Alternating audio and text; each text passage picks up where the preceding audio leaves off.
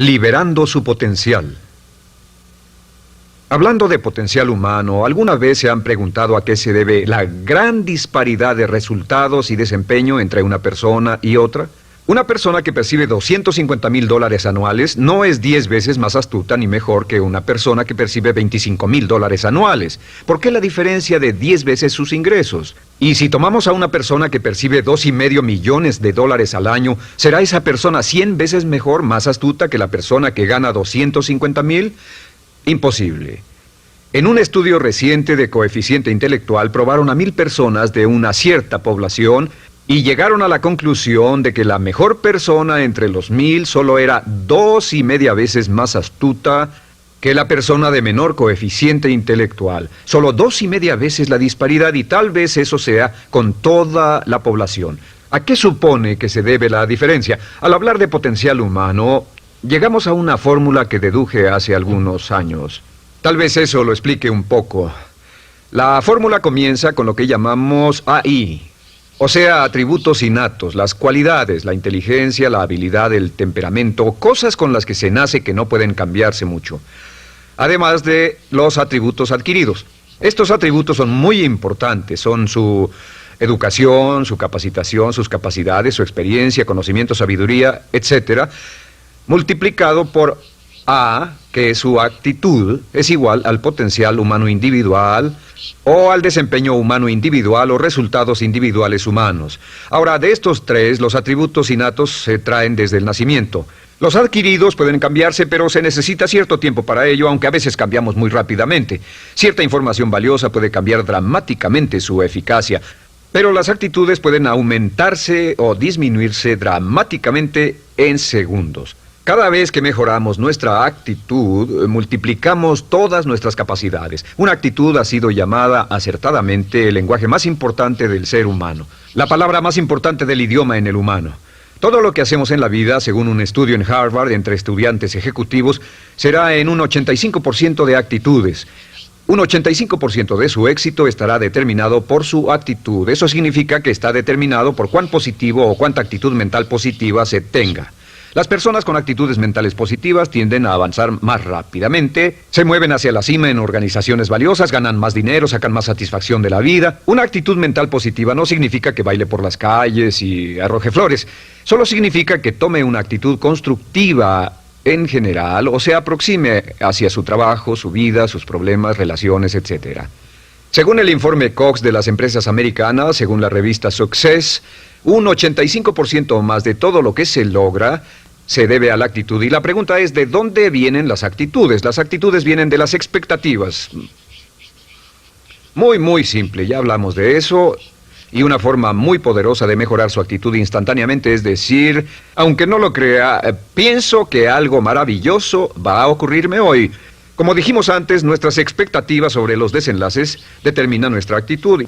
Si espera que las cosas salgan bien, tendrá una actitud positiva. Si espera que salgan mal, tendrá una actitud negativa.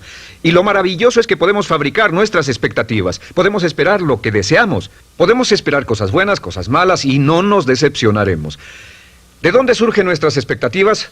Nuestras expectativas surgen de nuestras creencias y de nuestros valores.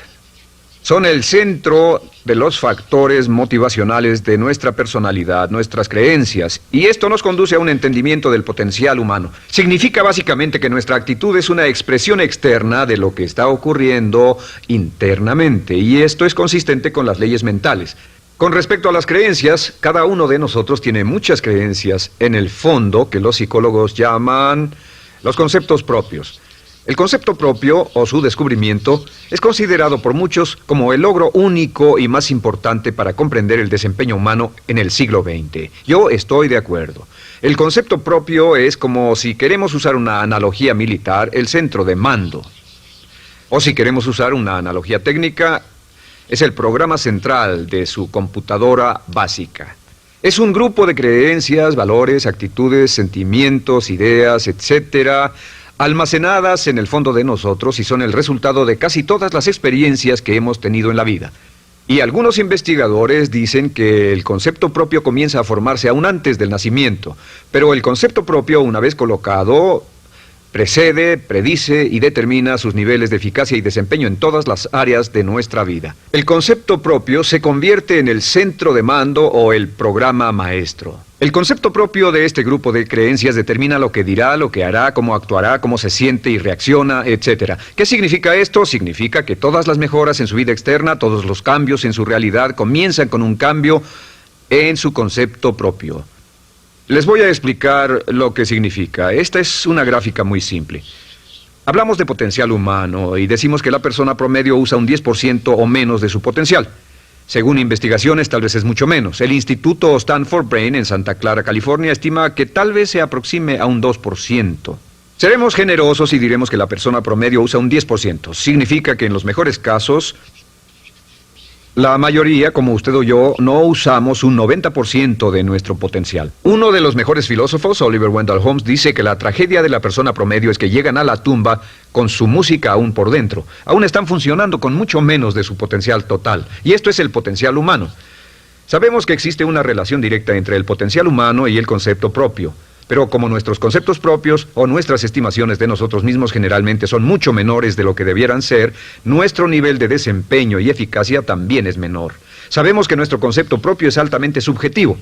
¿Qué significa esto? Significa que el concepto propio, lo que pensamos que es cierto sobre nosotros mismos, no está basado en la realidad, está basado en información que hemos tomado y aceptado como cierto, hasta el grado en que creemos lo que sea de nosotros mismos y se vuelve cierto para nosotros porque actuamos de una forma consistente con ello. Algunas personas que leen sus horóscopos y creen en horóscopos predicen su futuro. Hay algunas personas que toman la crítica y las opiniones de otros a quienes ni siquiera respetan y hacen suyas esas ideas, dando un resultado muy negativo. Lo que piense, lo que acepte como cierto, se vuelve cierto para usted. También sabemos que como adultos tenemos una variedad de conceptos propios. Tenemos un concepto propio de cómo vestirnos, cuánto pesamos, lo que comemos, lo bien que podemos hablar en público, qué tipo de padres somos, qué tipo de hijos somos con nuestros padres, qué tipo de esposo o esposa somos, qué tipo de amante, de conductor.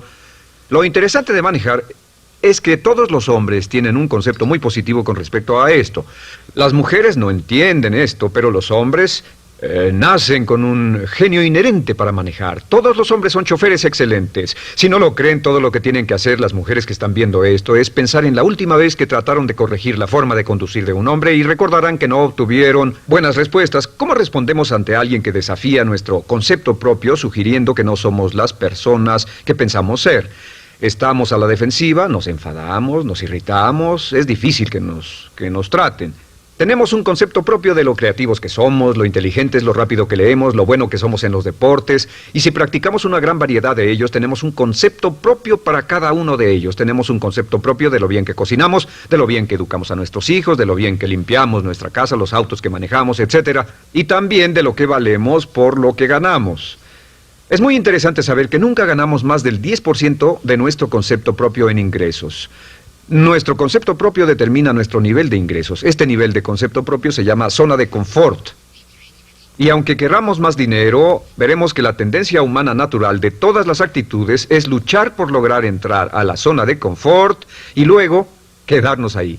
Si ganamos un 10% por encima de nuestro concepto propio de ingresos, tendremos una necesidad imperante de deshacernos de ese dinero. Lo donaremos, lo gastaremos en forma extravagante y hasta lo perderemos si recibimos demasiado. Las personas que ganan la lotería siempre están quebradas a los 2 o 3 años. Queman el dinero porque ese dinero está más allá de su concepto propio. Si gana 10% o menos de su nivel de concepto propio, se descubrirá luchando, trabajará más duro, más tiempo, pensará en forma más creativa, buscará diferentes formas para aumentar sus ingresos o sus segundos ingresos. La única forma de mejorar cualquier parte de su vida, incluyendo sus ingresos, es aumentando el nivel del concepto propio de sus ingresos, comenzando a pensar en usted como si estuviera ganando más dinero. Si quiere bajar de peso, la única forma en que podrá lograrlo es pensando en que está delgado. Piense en usted mismo como una persona más delgada. Si quiere volverse una persona más popular, más amorosa, más feliz o más sana, comience a pensar una y otra vez en esas cosas hasta que se vuelvan parte de su nuevo concepto propio.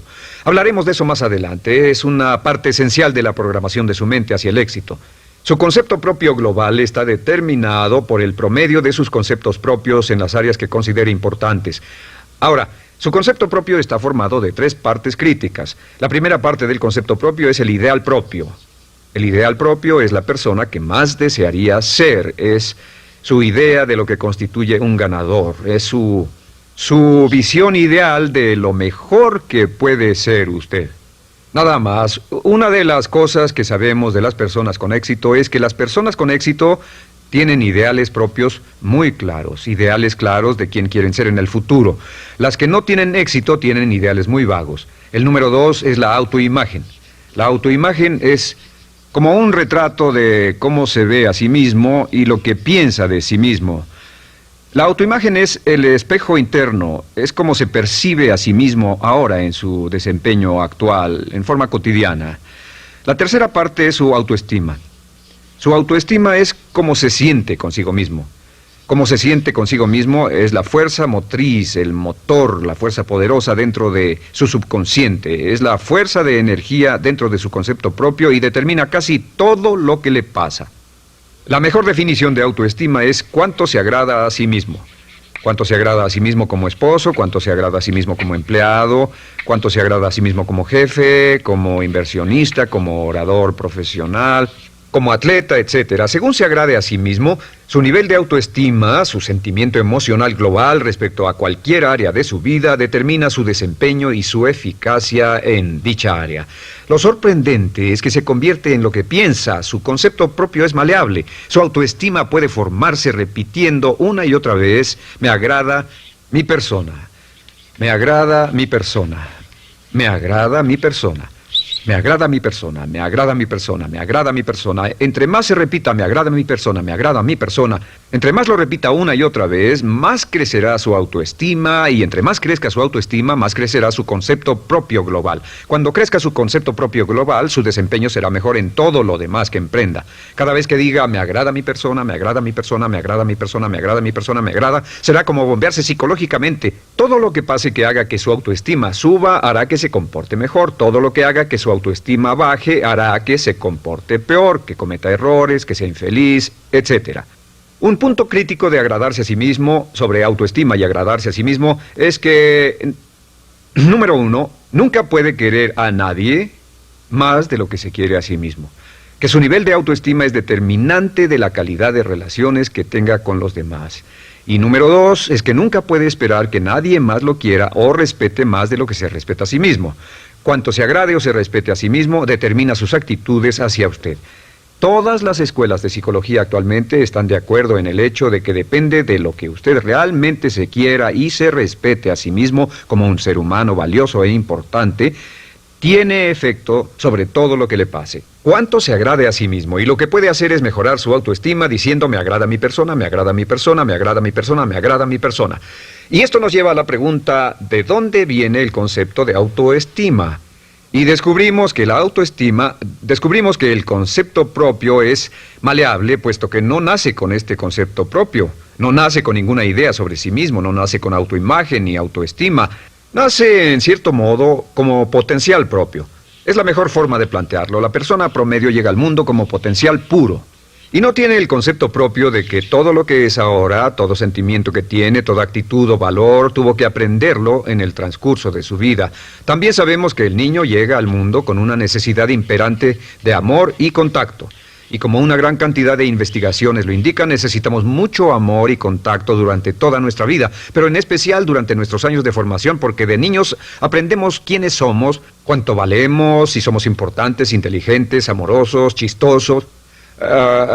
Todo esto lo aprendemos por la forma en que nuestros padres nos tratan. Si nuestros padres, nuestros parientes, tíos o tías, en especial nuestros padres, nos tratan como si fuéramos realmente importantes, crecemos pensando que somos realmente importantes, pero si nuestros padres no lo hacen, pasa algo más. Sabemos que los primeros años de vida son los más importantes para el desarrollo del concepto propio, que un niño comienza a partir de cero. El niño nace sin saber quién es él o ella. Son sumamente valiosos el primero, segundo, tercero, cuarto y quinto años de vida. Algunos psicólogos pensaban que eran los 5 primeros años, pero ahora dicen que son los 3 primeros años. En sus 3 primeros años de vida el niño aprende quién es y dicen que si se les da suficiente cantidad y buena calidad de amor en los 3 a 5 primeros años, los prepara usted de por vida. Los coloca en una base sólida de autoestima y confianza en sí mismos, valor e importancia realmente. Existe una relación directa entre la calidad y la cantidad de amor y el desarrollo de una personalidad sana. Entre más amor, amor incondicional, reciba un niño en sus años formativos, más fuerte será la base de su personalidad. El reverso de la educación es que casi todos los problemas de psicosis, neurosis, perturbaciones de la personalidad y problemas de comportamiento surgen de los problemas que se tengan con el concepto propio. Ahora observemos a los adultos. Aquí está nuestra personalidad adulta. Si nos observamos, podemos llegar a reparar nuestras bases, por así decirlo, repitiéndonos una y otra vez: me agrada mi persona, me agrada mi persona, me agrada mi persona, y llevamos ese concreto reparador hacia la base de nuestra personalidad. Los niños necesitan el amor como las rosas necesitan la lluvia. Los niños que carecen de amor a menudo mueren por escasez de amor. Es una enfermedad llamada marisma. Ahora, ¿qué más sabemos sobre los niños? Sabemos que los niños llegan al mundo con dos atributos notables. El primero es que no sienten temor. Los niños nacen sin temores. No temen a nada excepto a caerse y a los ruidos fuertes. Y esto se expresa en sus actitudes: yo puedo. Los niños llegan al mundo pensando que pueden hacer cualquier cosa, y quien haya criado a un niño hasta la edad de 3, 4 o 5 años sabe que debe pasar esos primeros años evitando que se maten, porque son como pilotos japoneses, porque no le tienen miedo a nada. Su segundo atributo es que llegan al mundo totalmente espontáneos. Dicen lo que quieren, hacen lo que quieren, son totalmente desinhibidos. Totalmente. Ellos no temen hacer nada de lo que desean, y esto se expresa en su actitud: no quiero. No tengo que hacerlo. Si ha tratado de controlar a un niño, lo habrá visto. Lo primero que dicen cuando comienza a darle órdenes, lo primero que aprenden es: no tengo que hacerlo. Claro, a veces cambiamos sus mentes de una u otra forma, pero estos son los dos atributos con los que los niños llegan al mundo. Llegan al mundo sin temores y desinhibidos. ¿Qué significa esto? Significa que nuestro derecho innato natural es no ser temerosos y ser desinhibidos.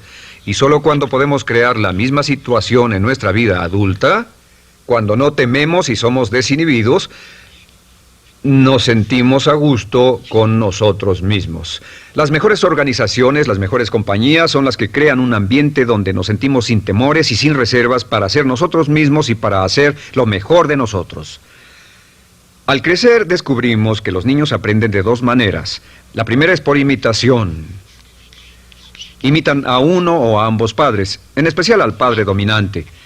Algunas veces el padre dominante cambiará cuando crezca el niño, y a veces los niños imitan al padre, a veces a la madre, pero aprenden por imitación.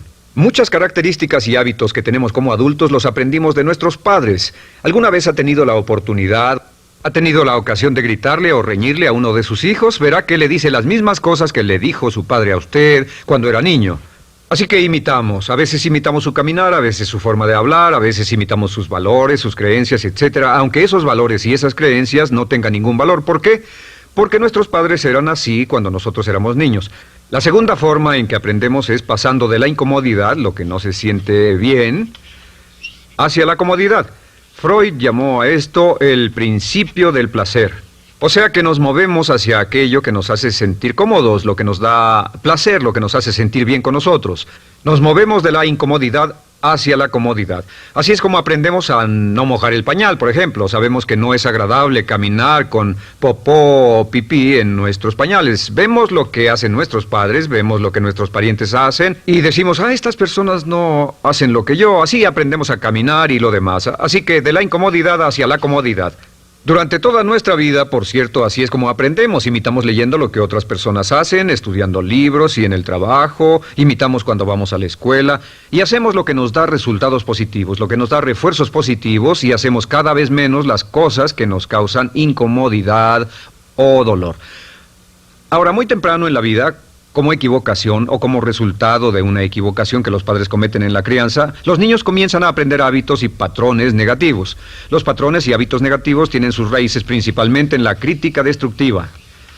La crítica destructiva comienza muy temprano en la vida, a veces en los primeros meses.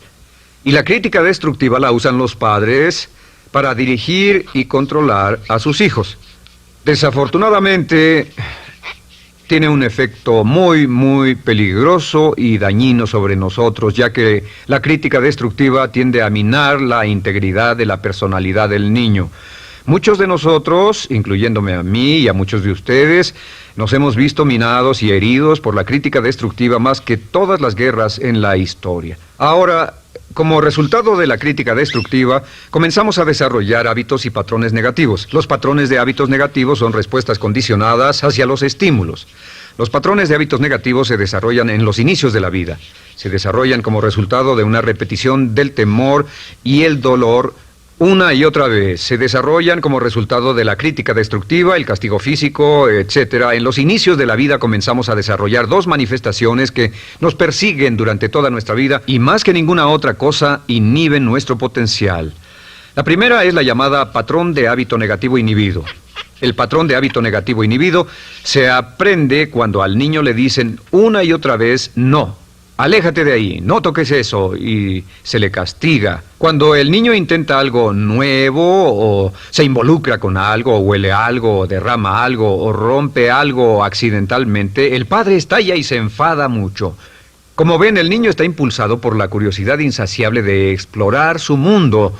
Y lo que pasa es que cuando lo explora o se interesa y echa a perder algo, si el padre reacciona golpeando al niño, el niño comienza a pensar cada vez que intento algo nuevo, cada vez que intento algo diferente, cada vez que voy más allá de mis límites, cada vez que me salgo de mi zona de comodidad, cada vez que no juego sanamente, me golpean, me castigan, me lastiman, me envían a mi alcoba y me siento mal. Y muy pronto el niño desarrolla el sentimiento de no puedo, no puedo. No puedo. Cada vez que trato algo diferente, me castigan. No puedo, no puedo, no puedo.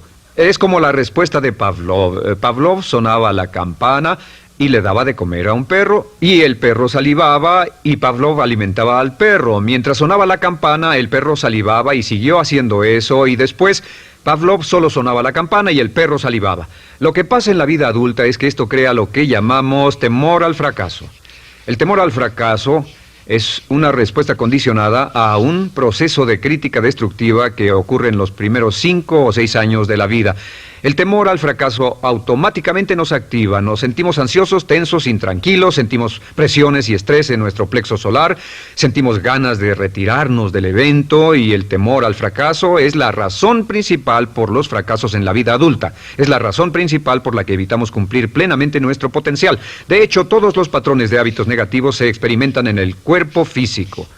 Puedes saber cuál es un patrón de hábito negativo porque se siente en el cuerpo físico, precisamente. El patrón de hábito negativo inhibido, el temor al fracaso, el no puedo, ocurre primero que todo en el plexo solar. ¿Ha tenido la ocasión donde debe hablar frente a un grupo, debe ir a una revisión de su desempeño o debe hacer una llamada determinante? Primero su plexo solar se aprieta. Si el temor continúa, su respiración se acelera. Su corazón comienza a latir apresuradamente, su frecuencia respiratoria aumenta y le duele la cabeza como migraña en la parte frontal, su garganta se le cierra y no puede hablar y se le seca la boca por completo, y como se pone tan tenso y asustado, va corriendo al baño. Estas son todas las manifestaciones. No hay peligro físico, pero sí peligro psicológico, una respuesta condicionada. Cuando sentimos estas cosas, la tendencia es retirarse de la situación que las ocasiona, y es la razón por la que no logramos mucho si retrocedemos. Es muy importante. El segundo patrón de hábitos negativos es el compulsivo. El patrón de hábito negativo compulsivo se aprende cuando a los niños se les dice una y otra vez: más vale que lo hagas. Si no lo haces, tendrás problemas o me las pagarás. A los niños se les convierte en recipientes del amor condicionado. Los padres no intentan hacer esto, pero lo que hacen es sugerirle al niño: no te amo, por lo tanto no estás a salvo, a menos y hasta que hagas lo que yo quiero. El niño crece sintiendo: tengo que hacer lo que quiera mi mamá. Debo complacerla, debo complacer a papá, debo complacer a los demás, debo complacer a mis parientes, y a veces debo complacer a mis semejantes, debo complacer a mis maestros, debo complacer a todo el mundo, y crecen con esto: debo. No puedo hacer lo que quiero hacer, debo hacer lo que complace a las demás personas. Este patrón de hábito negativo muy temprano en la vida se traduce en el temor al rechazo. El temor al rechazo lo experimentan los hombres como adultos como un comportamiento tipo A. Hablaremos del comportamiento tipo A posteriormente. El comportamiento tipo A es una necesidad compulsiva o excesivamente compulsiva de complacer de algún modo a alguien sin normas de comportamiento, prácticamente sin pensarlo. El temor al rechazo nos impulsa, nos hace muy sensibles a las necesidades de los demás. Hacemos cosas que otras personas quieren, no hacemos lo que nosotros queremos. Siempre estamos tratando de complacer a los demás. Tenemos preocupaciones o nos importan las opiniones, sentimientos y actitudes de otros hasta el punto donde ocultamos nuestras necesidades. El temor al rechazo se siente en la columna del cuerpo. Se divide el cuerpo a la mitad y se siente hacia abajo en la mitad posterior del cuerpo. El primer lugar donde comienza a sentirse el temor al rechazo es generalmente en los hombros y el cuello. Nos sentimos entumidos, duros, tensos. Cuando tenemos mucho que hacer sentiremos un estrés tremendo en la columna. Los músculos se estiran en la parte posterior. A veces se manifestará como flebitis y venas varicosas y a menudo nos darán dolores de cabeza en la parte posterior de esta porque las arterias carótidas que llevan la sangre hasta la cabeza, los músculos a su alrededor se contraen y la cantidad de sangre que fluye hacia la cabeza fluye más lentamente y se siente un terrible dolor de cabeza en la parte posterior. Estos dos temores, los patrones de hábitos negativos compulsivos, el compulsivo y el inhibitorio, son resultado de la crítica destructiva, el gran destructor de la personalidad que nos persigue durante toda la vida. Y lo maravilloso de todo esto es que como son patrones de hábitos aprendidos, podemos olvidarlos. Podemos acabar con el temor al fracaso que nos detiene. Podemos acabar con el temor al rechazo que hace que hagamos cosas que complacen a los demás en vez de complacernos a nosotros, trabajando con nuestra propia autoestima. Porque existe una relación inversa entre la autoestima y el patrón de hábitos negativos. Porque entre más se agrade a sí mismo, menos teme al fracaso. Entre más se agrade a sí mismo, menos teme al rechazo. Entre más se agrade a sí mismo, menos temerá a cualquier cosa. Y si sigue repitiendo, me agrada mi persona, me agrada mi persona, me agrada mi persona una y otra vez, si sigue diciendo esto, con el tiempo su autoestima sube más y más y más y más y sus temores desde luego bajan. Cuando su autoestima sube, sus temores van en dirección opuesta. Ahora, ¿cómo enfrentar la crítica destructiva si debe criticar a otras personas? Pues eso es muy simple. Muchos padres nos han preguntado eso. ¿Cómo se controla a los niños? Una de las claves para controlar a los niños es dirigirlos para que hagan algo constructivo en lugar de hacer algo destructivo. Otra cosa que debe recordarse es que lo que quiere hacer es que quiere dar una crítica informativa, crítica constructiva, lo que significa que se les dice a los niños lo que pueden hacer o a los adultos lo que pueden hacer mejor. Todo el propósito de dar retroalimentación de cualquier tipo es mejorar el desempeño. Si es padre o si es jefe o si es una persona en una relación, si una persona está haciendo algo malo o inadecuado, todo el propósito de darles cualquier tipo de retroalimentación es para que puedan hacerlo mejor. Sin embargo, existe una relación directa entre la autoestima y la crítica destructiva. Cada vez que se critica a una persona, su autoestima baja. Y cada vez que su autoestima baja, su habilidad para desempeñarse baja. Si critica a una persona en forma destructiva demasiado tiempo, llegará a un punto donde no intentarán nada. Se convierte en lo que llamamos hipersensible. Un adulto hipersensible es aquel que no puede aceptar críticas de nadie. Un adulto hipersensible es una persona que está muy tensa, ansiosa, si siquiera sugiere que no está haciendo lo correcto. Si trata con un adulto hipersensible, la clave es sentarlo y recordar 4 cosas. Número 1, comenzar con alabanzas. Número 2, proteja la autoestima de la persona a toda costa. Número 3, discuta el desempeño y no a la persona. Hable del comportamiento más que de la persona. Y número 4 es enfocarse hacia el futuro en vez de en el pasado. Enfóquese hacia lo que va a hacerse en forma diferente en el futuro en vez de lo que pasó en el pasado. ¿Por qué? Una razón muy simple, porque una persona no puede controlar el pasado. Al no poder controlar el pasado, cualquier crítica de lo que han hecho en el pasado les da un estrés tremendo y frustración. Así que, en resumen, la clave del éxito en la vida es una actitud mental positiva. Una actitud mental positiva se basa en expectativas de éxito, de una serie de expectativas positivas. Esa serie de expectativas positivas se basa en sus creencias y en su concepto de sí mismo. El centro de su concepto propio que determina su eficacia en la vida es su autoestima, y su autoestima se mide por cuanto se valore a sí mismo. Las dos cosas que nos frenan más que nada son el temor al fracaso y el temor al rechazo. Y uno de nuestros secretos centrales de éxito es este: Conviértase en un organismo generador de autoestima perpetua. Haga continuamente cosas para usted mismo, hacia sí mismo en su vida, que hagan que se agrade a sí mismo, que se ame, que se acepte, que se respete, que hagan que se sienta fantástico con usted mismo. Si es un jefe o un padre, no olvide que la clave para el máximo desempeño en su hogar y en su trabajo es hacer que las personas se sientan maravillosamente consigo mismas. Entre mejor se sienta consigo mismo y más se agrade, más probable será que logre que las personas a su alrededor lo quieran, lo acepten, lo respeten, se respeten.